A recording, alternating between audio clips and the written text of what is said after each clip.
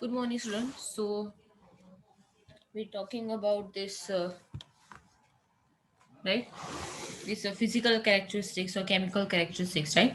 So here, chloride content, right? So these chloride are generally present in the water form of the sodium chloride, right? So their concentration above 250 milligram per liter, right, which produce salty taste in the drinking water, are and these are obviously objectionable, right. Next content is a nitrogen content. So the presence of nitrogen content in the water, right, is an indication of presence of the organic matter, right. So the organic matter may be in the form of free ammonia, organic nitrogen nitrates or nitrites, right. So generally it is in the form of nitrates, and its permissible value is 45 mg per L for the drinking water, right.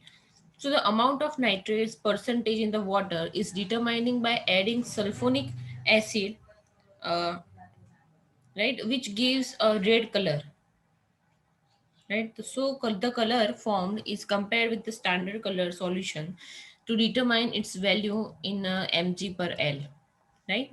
Now talking about residual chlorine, right. So the dissolved free chlorine is never found in the natural waters. So the chlorine remains as a residual in a treated water for the safety against the pathogenic bacteria, right. Residual chlorine is determined by a starch iodide taste, right. So the residual chlorine should remain between zero point 0.5 ppm to zero point 0.2 ppm in water, so that it remains safe against the pathogenic bacteria. Next is dissolved gases. So there are various gases which may get dissolved in water due to its contact with the atmosphere. Maybe it's nitrogen, maybe it's methane, maybe it's hydrogen sulfide, carbon dioxide, and oxygen. Right.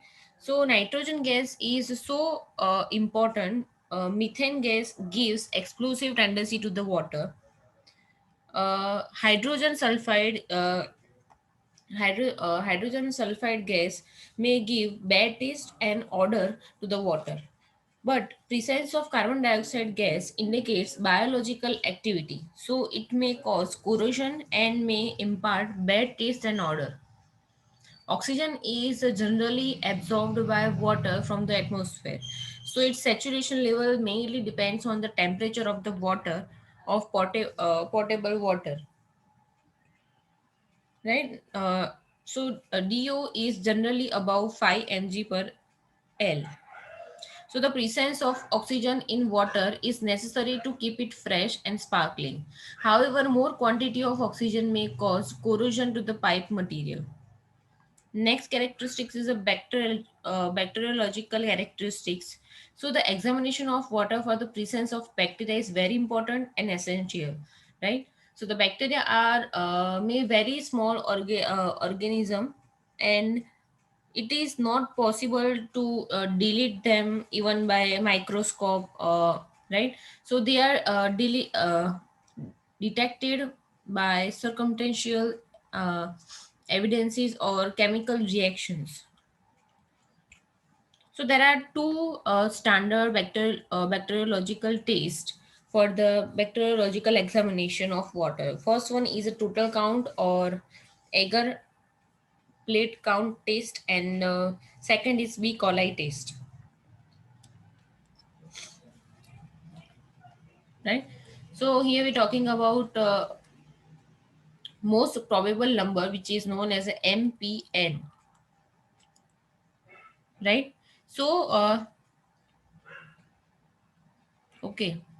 So the most probable number, which is MPN, which represent the bacterial density, which is most likely to be present, right? So MPN is basically based on the application of law of statistics to the result of number of the test, and is more accurate than the coliform index. So the number of tests are conducted on the portion of the sample using uh, difficult delusions for E. coli identification. Basic assumption for MPN method are that bacteria follow poison statistics, right? And that a single viable cell with a result in a turbidity of the test media under the conditions used. So nutrient both will support growth of organisms and turn turbide, right? The basic pattern of the growth versus non-growth can provide information, particularly at the low numbers of the organisms with the large number of replicates. However, this accuracy can be greatly increased by diluting and inoculums, right? And then comparing the recoveries of all the tubes in the dilution series. So basically, ambient method is also known as a multiple tube or dilution tube methods, right? So standard samples consist of 10 ml portions, right? If the examination of E. coli of all the portions, right? If on the examination of E. coli, right, all the portions are negative. So MPN is nil, right? If the only one is positive, MPN value standard MPN table is 2.2 per 100 ml. So there are many discrete entities that are easily detected but difficult to count, right? Any sort of amplification reaction or catalyzed reactions obliterates easy quantification but allows presence to be detected very sensitively. So there are common example which includes microorganism growth, right?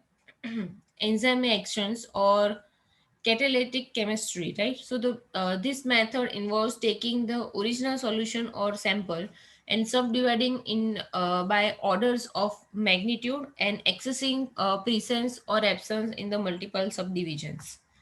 So degree of dilution at which absence begin to appear indicates that the item have been diluted so much that there are many subsamples in which none appear. Right, a suite of replicates at any given concentration allow finer resolution to use the number of positive and the negative samples to estimate the original concentration within the appropriate order of magnitude, right? So the major drawback of this method is large numbers of replicates at the appropriate dilution to narrow the confidence intervals, right? So it is very important method for the counts when the appropriate order of magnitude is unknown as a prior and sampling is necessary destructive. So this method is a tool for micro sorry this method is a tool for microbiologists in situation when for one reason or another plate count method is unsuitable. So it can be employed for semi quantitative estimation of growth promotion capacity of the liquid media, in estimation of precision for alternate microbiological methods, and as a part of the fraction negative method of determining these d values. Now talking about membrane filter technique, right? So a membrane filter technique is known as short form of this method is MF, which is introduced in the late 1950s as an alternative method to the MPN procedure for microbiological analysis, right? So this technique offer an advantage of isolating discrete colonies of bacteria, whereas the MPN procedure only indicates the presence or absence of the appropriate number of organisms. So the connection of large samples on a member filter is a key benefit of the technique over the ambient procedure, as well as pour plate and spread plate techniques. So many industries and standard test procedures require samples of 100 ml and more to be analyzed to the presence of bacteria. The pour plate technique is limited to the sample volume of 2 ml, and spread plate technique has a limit of zero point 0.5 ml. So using this technique, 100 ml sample is passed through the 47 membranes using a filtered funnel and vacuum system. So any organisms in the samples are concentrated on the surface of membrane, right? So the filter is then placed in the petri dish with a nutrient medium. So the passage. of nutrients through the filter facilities the growth of the organisms on the upper surface of the membrane. So the district colonies that form on the surface of the membrane can easily be transferred to the conformation media. So generally, municipality waste treatment plants monitors this all drinking waste and surface waters for the presence of coliform bacteria by this MF technique. So the key organism monitored in water treatment facilities is E. coli. So EPA considered this organism the leading indicator of fecal contamination, right? So the MF technique is used at this industries lab to monitor presence of microorganisms in processed waters and the final product. The pharmaceutical and cosmetic industries typical focus on monitoring that process of water for Pseudomonas species, right? So the electronic industry monitors for any and all the microorganism because they must keep their processed water free from even the smallest organisms, right? So this microbial monitoring in the food and the beverages industry typically employs several type of techniques because the variety of the samples that are encountered, right?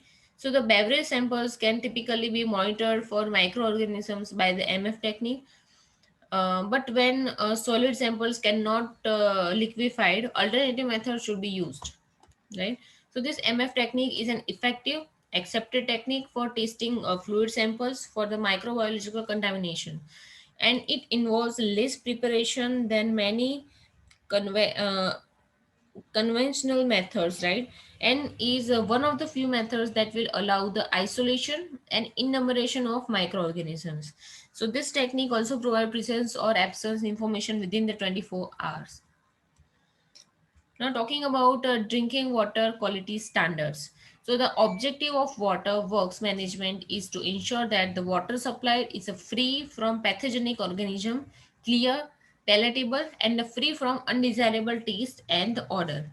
So, there are some standard fixed by code IS 10500, which is in 1991, are given is below table, right?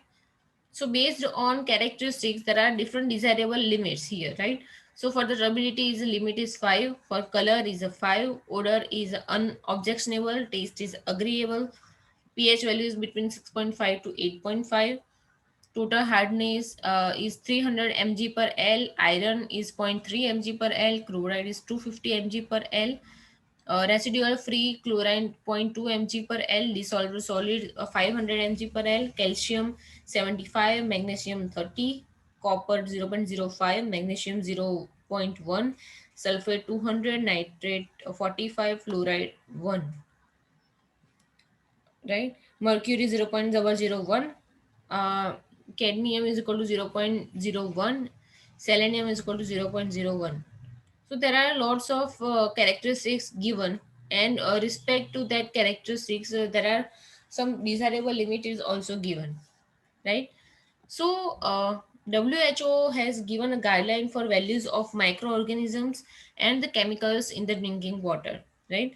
So table number 2.11.2 shows the bacterial guideline value for the drinking water, right? Here organisms and the guideline value. So all water which is intended to for drinking, so E. coli or thermotolerant coliform bacteria, which must not be detected in any 100 ml sample, right?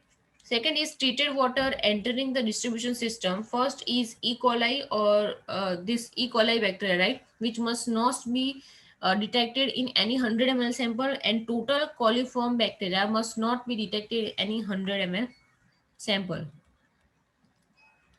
So treated water in the distribution system, E. coli bacteria must not have been detected any 100 ml sample.